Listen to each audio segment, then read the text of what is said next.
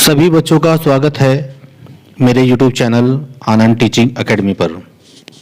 आज की जो वीडियो है वो आपके को करिकुलर पेपर कोड जिसका है Z050101 BA BCom BSc 5th same के बच्चे जिनका ये पेपर को करिकुलर पेपर है 13 जनवरी का, उनके लिए जो एक कोड है आपका Z010501 और जो पेपर नेम है आपका वो है analytic ability and digital awareness.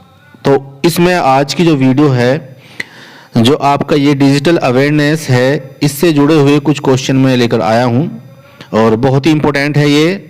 जो भी आपके करंट में डिजिटल अवेयरनेस से जुड़े हुए प्रश्न बनते हैं उनके बारे में सारा का सारा है। तो बारी बारी से मैं MCQs पढ़ूंगा और उनके कुछ की पॉइंट भी मैंने तैयार किए हैं आज इस वीडियो में, तो वो भी हम देखेंगे। जैसे इसमें पहला क्वेश्चन आपको दिखाई दे रहा होगा मेरी स्क्रीन पर, शैक्षणिक संसाधनों तक खुली पहुंच के लिए शिक्षा मंत्रालय का कौन सा डिजिटल प्लेटफॉर्म विकसित किया गया है। तो ये कुछ डिजिटल प्लेटफॉर्म हैं जिनके नाम लिखे गए हैं, उनमें से सही उत्तर आपको बताना है। जैसे ये भारतीय राष्ट्रीय डिजिटल लाइब्रेरी, ई-पीजी पाठशाला, विद्या मित्र और स्वयं प्रभा। तो इसमें जो सही आंसर होगा वो है आपका भारतीय राष्ट्रीय डिजिटल लाइब्रेरी।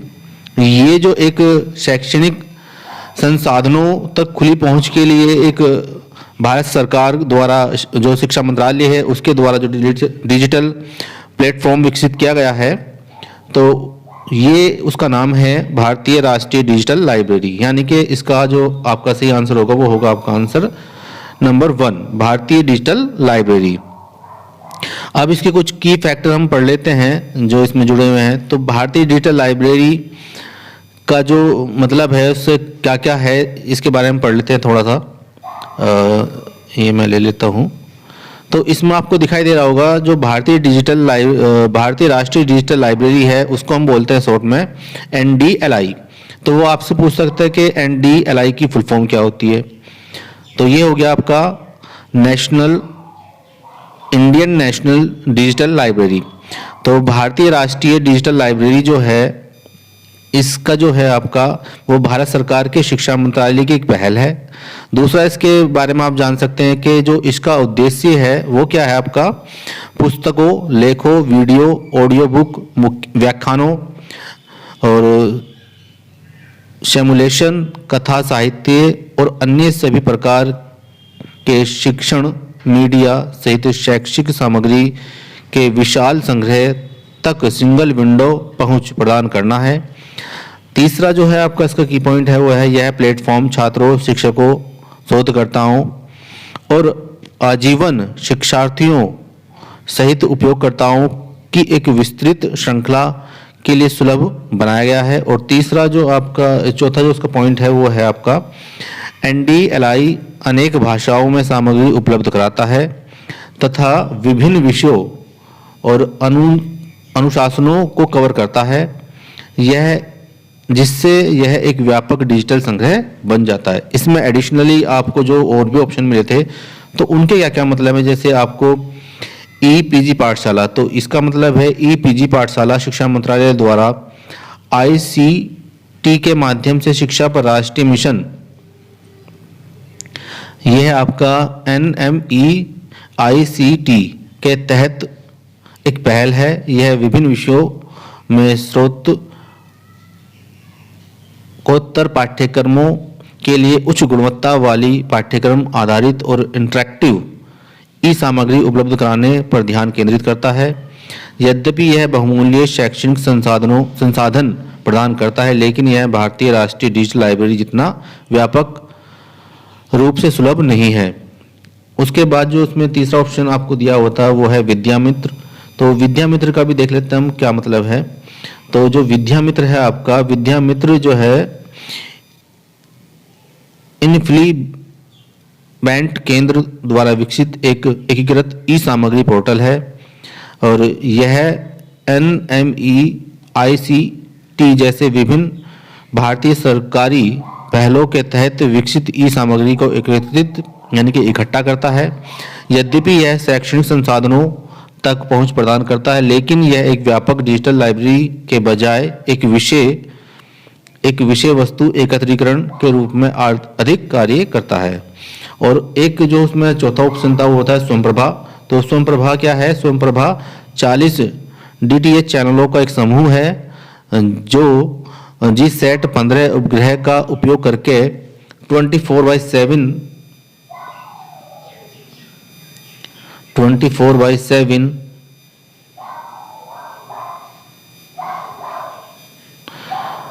आधार पर उच्च गुणवत्ता वाले शैक्षणिक कार्यक्रमों का प्रसारण करने के लिए समर्पित है।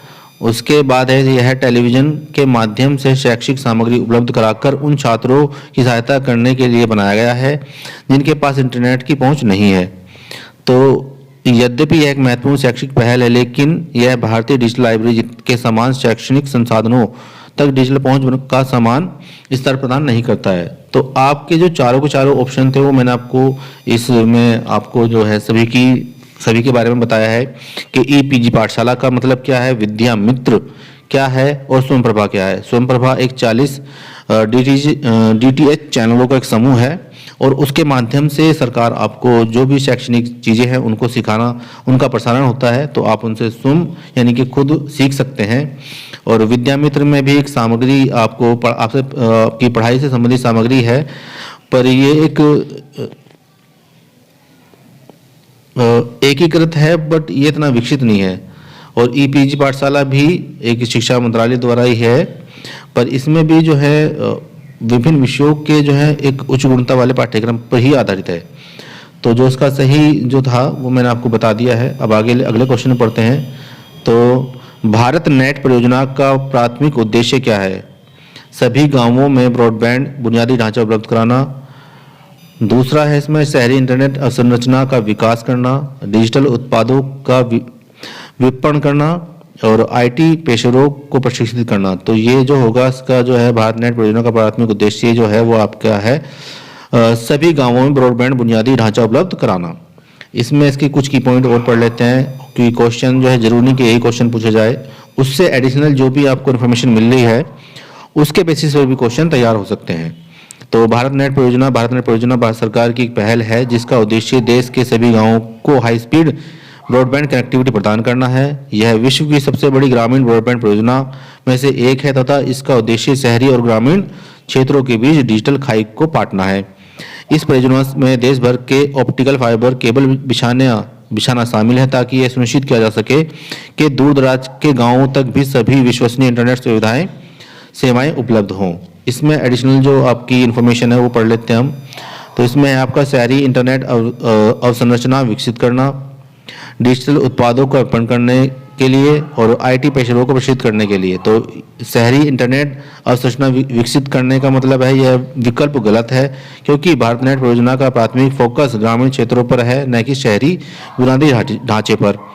शहरी क्षेत्रों में पहले से ही ग्रामीण क्षेत्रों की तुलना में अपेक्षाकृत बेहतर इंटरनेट अवसंरचना मौजूद है। डिजिटल उत्पादों का जो बिक्री है या उनकी जो मार्केटिंग है ये भी इसका जो है इसके बारे में पढ़ लेते हैं। यह विकल्प गलत है क्योंकि भारत नेट परियोजना का उद्देश्य डिजिटल उत्पादों का विपणन करना नहीं बल्कि डिजिटल कनेक्टिविटी के लिए आवश्यक बुनियादी ढांचा उपलब्ध कराना है। यद्यपि बेहतर कनेक्टिविटी से अप्रत्यक्ष रूप से डिजिटल उत्पादों के लिए बाजार को बढ़ावा मिल सकता है, लेकिन यह परियोजना का प्राथमिक लक्ष्य नहीं है। आईटी पेशेवरों को प्रशिक्षित करना, इसमें जो है यह विकल्प गलत है क्योंकि भारत नेट परियोजना आईटी क्षेत्र में मानव संसाधन विकास के बजाय बुनियादी ढांचे के विकास पर केंद्रित है और आईटी पेशेवरों को प्रशिक्षण देना अन्य सरकारी पहलों का हिस्सा हो सकता है, लेकिन भारत नेट का मुख्य उद्देश्य नहीं है। अब जो है एक क्वेश्चन मैंने दिया है ये वाला आपको क्वेश्चन नंबर 3, निम्न कथनों पर विचार कीजिए। तो उसमें 2 कथन दिए गए हैं। तो यह है डिजिटल साक्षरता अभियान का लक्ष्य 6 करोड़ ग्रामीण परिवारों को डिजिटल रूप से साक्षर बनाना है। दूसरा है ई क्रांति डिजिटल इंडिया का एक महत्वपूर्ण स्तंभ है। तो इन दोनों कथनों पर विचार करने के बाद आपको बताना है कि इन दोनों कथनों में से कौन सा कथन सही है। केवल एक सही है या 2 सही हैं या दोनों सही हैं या दोनों में से कोई भी नहीं है। तो इसका जो सही आंसर है वो दोनों आपके करेक्ट हैं। तो इसका आंसर होगा आपका तीसरा। इसका भी व्याख्या पढ़ लेते हैं हम। डिजिटल साक्षरता अभियान का लक्ष्य 6 करोड़ ग्रामीण परिवारों को डिजिटल रूप से साक्षर बनाना है। डिजिटल साक्षर अभियान इसकी शॉर्ट फॉर्म है दिशा, जिसे राष्ट्रीय डिजिटल साक्षरता मिशन NDLM के रूप में भी जाना जाता है, का उद्देश्य वास्तव में ग्रामीण आबादी के लिए महत्वपूर्ण हिस्से को डिजिटल रूप से साक्षर बनाना है। इस पहल का उद्देश्य लगभग 52.5 मिलियन व्यक्तियों, जो कि लगभग 10 मिलियन परिवारों के लिए को बुनियादी IT प्रशिक्षण प्रदान करना है, जिससे उन्हें डिजिटल रूप से साक्षर बनाया जा सके। इसलिए 6 करोड़ लगभग 60 मिलियन ग्रामीण परिवारों को डिजिटल रूप से साक्षर बनाना का लक्ष्य इस मिशन के व्यापक उद्देश्य के अनुरूप है। इसके बाद जो है आपकी ई क्रांति डिजिटल इंडिया का एक महत्वपूर्ण स्तंभ है। राष्ट्रीय ई गवर्नेंस योजना 2.0 वास्तव में डिजिटल इंडिया कार्यक्रम के प्रमुख घटकों में से एक है। ई क्रांति का उद्देश्य शासन और सेवाओं की इलेक्ट्रॉनिक डिलीवरी में परिवर्तन लाने के लिए ई गवर्नेंस पहल के क्रियान्वयन को सुनिश्चित करना है, जिससे आम आदमी को सूचना और सेवाएं सुलभ हो सकें। इससे भारत में डिजिटलीकरण की प्रक्रिया में तेजी लाने के लिए ई शिक्षा, ई स्वास्थ्य, किसानों के लिए प्रौद्योगिकी और अन्य जैसी पहलों की एक विस्तृत श्रृंखला को शामिल किया गया है। अब क्वेश्चन नंबर 4 की ओर बढ़ते हैं हम। यहाँ लिखा हुआ है डिजिटल इंडिया कार्यक्रम कब शुरू किया गया था? तो 2013, 14, 15 और 16। तो ये आपका सही उत्तर है 2015। तो जो है भारत सरकार द्वारा डिजिटल इंडिया कार्यक्रम की जो शुरुआत की गई थी वो आपकी 2015 में की गई थी। और 15 में कैसे की गई थी ये मैं आपको बता दूं। उसकी ऑनलाइन आधारित संरचना में सुधार और इंटरनेट कनेक्टिविटी में सुधार करके सरकारी सेवाओं को लोगों तक इलेक्ट्रॉनिक रूप से पहुंचाने के लिए भारत सरकार द्वारा डिजिटल इंडिया अभियान शुरू किया गया था। इसे 1 जुलाई 2015 को प्रधानमंत्री नरेंद्र मोदी द्वारा शुरू किया गया था।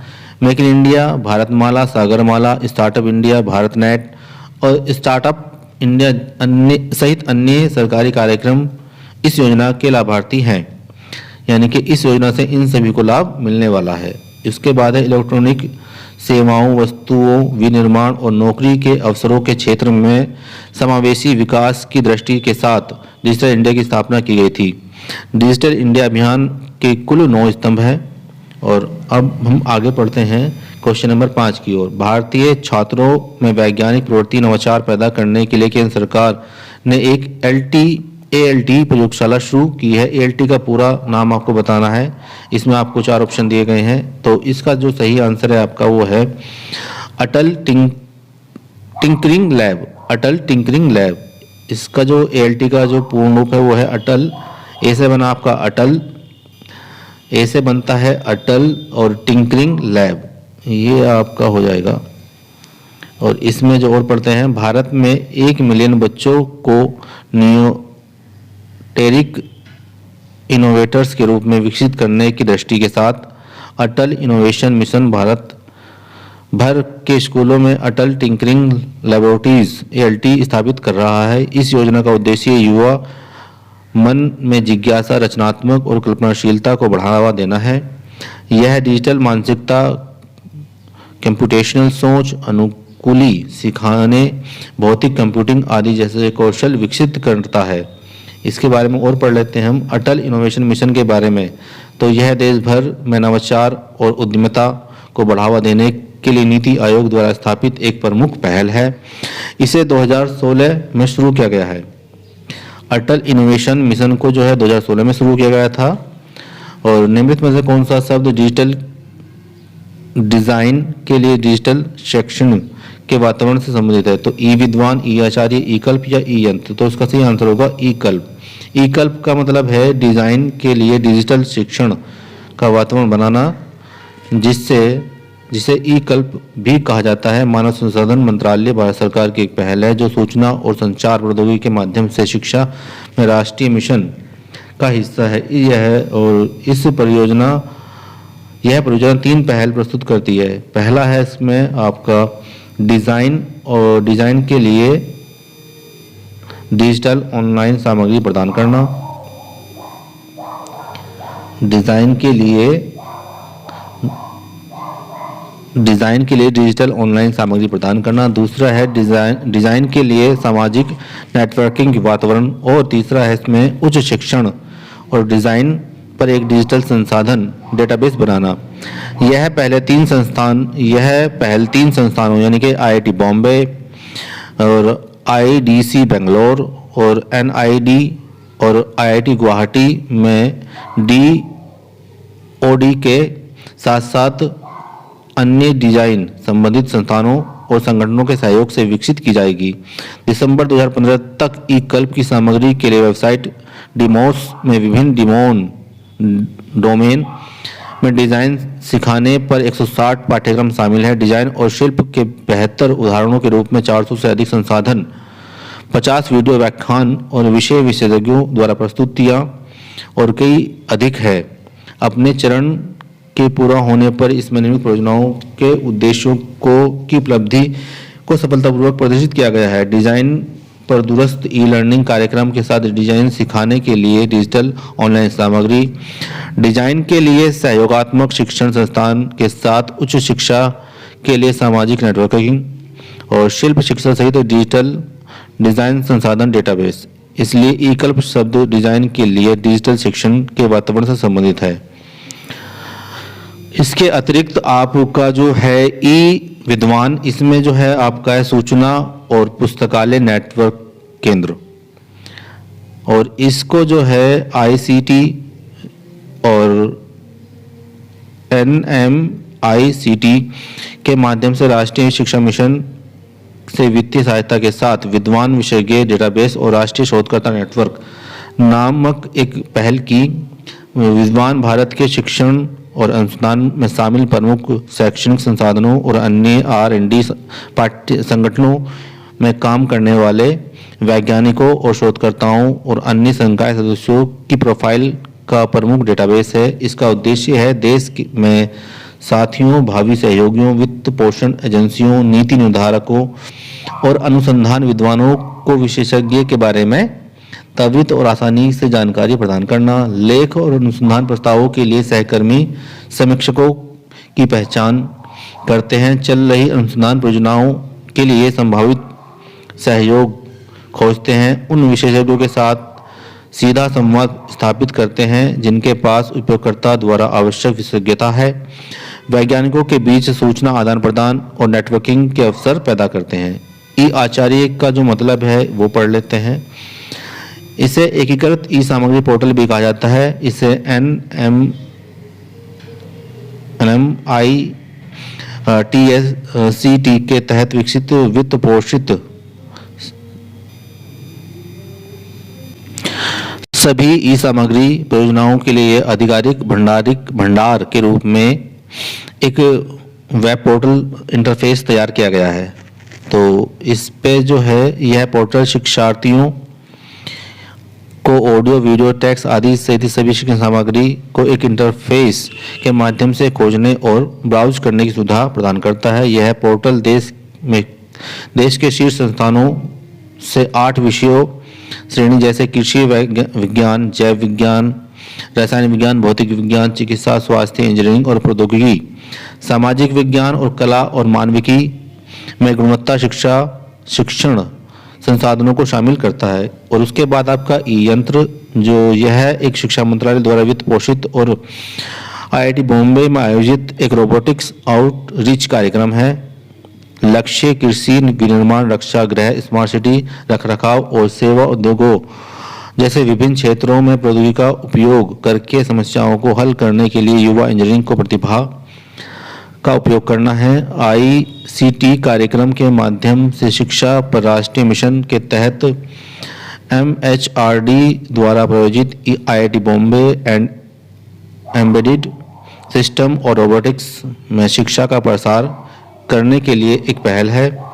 इसका उद्देश्य जो है वो है इन इंजीनियरिंग छात्रों द्वारा शिक्षा प्रदान करना है जिनकी प्रयोगशाला और संरक्षक तथा सीमित पहुंच है। लक्ष्य है कि भारत में अगली पीढ़ी के इंजीनियरों को लिए एक व्यावहारिक दृष्टिकोण के साथ चुनौतीपूर्ण समस्याओं को लेने और समाधान प्रदान करने के लिए बनाया गया है। मानव संसाधन विकास मंत्रालय, जिसको हम बोलते हैं MHRD, से उच्च शिक्षा विभागों के प्रयास प्रारंभ किए गए हैं जिनका नीचे उल्लेख किया गया है। अब डिजिटल उच्च शिक्षा के क्षेत्र में जो डिजिटल पहल है उनका और उसका उद्देश्य क्या है, जैसे राष्ट्रीय शैक्षणिक नेक्षागार, यानी कि उसको बोलते हैं नेक्षापगार, NDA जो है यह एक ऑनलाइन स्टोर प्रदान करता है जिसमें सभी शैक्षणिक पुरस्कार होते हैं दूसरा, इसमें राष्ट्रीय शैक्षणिक पुरस्कारों एनडीए उन सभी शैक्षणिक पुरस्कारों के लिए 24 घंटे सातों दिन ऑनलाइन भंडार है जिन्हें शैक्षणिक संस्थानों और बोर्डों द्वारा विविध डिजिटल और दर्ज किया गया है। यह अकादमी दस्तावेजों की वैधता की पुष्टि करता है और उन्हें सुरक्षित रखता है। दूसरा है आपका राष्ट्रीय डिजिटल पुस्तकालय एनडीएल।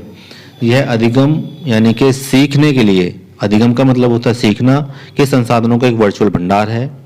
यह एकल खिड़की खोज सुविधा के साथ डिफ़ॉल्ट और फेडरल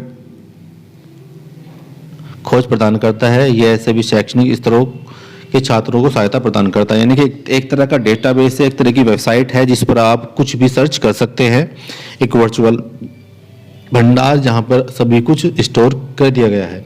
उसके बाद है स्पोकन ट्यूटोरियल।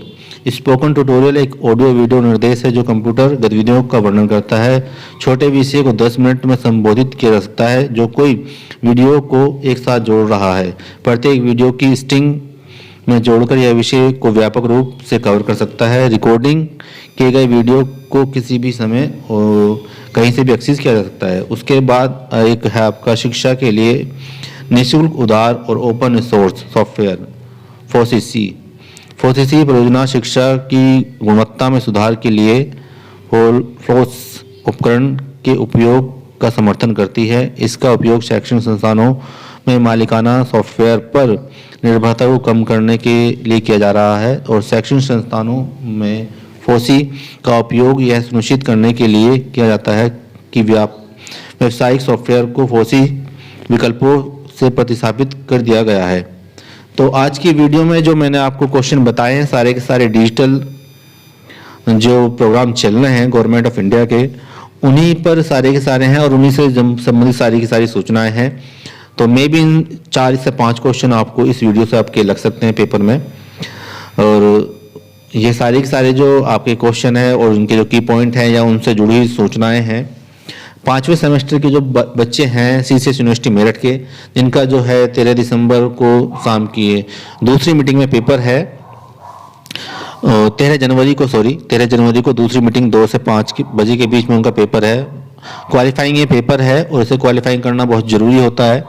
अगर आप इसमें क्वालिफाई नहीं करते तो आपके रिजल्ट में नॉट क्वालिफाइड लिखा आता है, तो आपको फिर से इसकी बैक भरनी पड़ती है अगर आप नॉट क्वालिफाइड होते हैं। तो इसलिए जितनी भी हो सके ज़्यादा से ज़्यादा आप जानकारी को जुटाएं अपने पास ताकि आप अपने पेपर में अच्छा कर सकें।